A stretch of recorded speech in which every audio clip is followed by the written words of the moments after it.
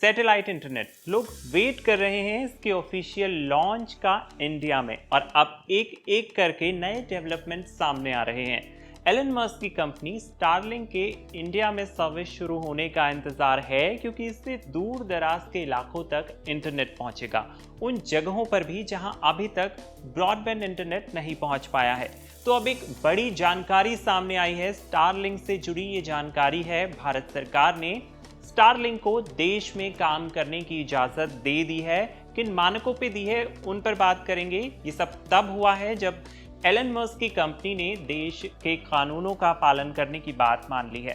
Starlink किस बात को लेकर सहमत हुई है, बताएंगे इस वीडियो में। आप देख रहे हैं NBT tech on the go. बताया जाता है कि स्टारलिंक इस बात पर सहमत हो गई है कि कंपनी भारतीय यूजर्स के डेटा को विदेश में कॉपी और डीक्रिप्ट नहीं करेगी। आसान भाषा में समझाएं तो भारत से कलेक्ट किए गए डेटा को विदेश में न तो कॉपी किया जा सकेगा और ना ही डीक्रिप्ट किया जा सकेगा। इतना ही नहीं, कंपनी भारतीय यूजर्स के डेटा को विदेश में मौजूद किसी सिस्टम पर भी मिरर नहीं कर पाएगी। कंपनी को भारत में ही अर्थ स्टेशन गेटवे बनाने होंगे। तो भारत का जो दूरसंचार विभाग है उसकी तरफ से स्टारलिंक को यूएल यानी यूनिफाइड लाइसेंस मिल गया है। सरकार की तमाम शर्तों और सुरक्षा नियमों को मानने के बाद ये लाइसेंस दिया गया है। जो लोग कम जानते हैं इस टॉपिक के बारे में, उन्हें मैं बता देना चाहता हूं कि स्टारलिंक जो है वो एलन मस्क की कंपनी स्पेसएक्स की सैटेलाइट इंटरनेट सर्विस है। ये पृथ्वी की निचली कक्षा में परिक्रमा करने वाले हजारों छोटे सैटेलाइट के नेटवर्क की मदद से दुनिया भर में हाई स्पीड इंटरनेट देती है। अमेरिका, कनाडा समेत दुनिया भर में स्टारलिंक की सर्विस काम कर रही है। बांग्लादेश और श्रीलंका जैसे भारत के पड़ोसी देशों में भी स्टारलिंक आ गई है। भारत में बहुत जल्द इसकी शुरुआत हो सकती है।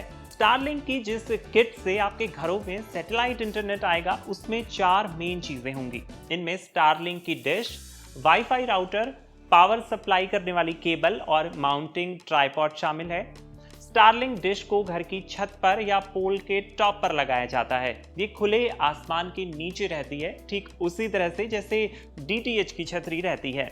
इसी छतरी पर अंतरिक्ष से सिग्नल बीम होते हैं जो किट के साथ आने वाले वाईफाई राउटर को मिलते हैं।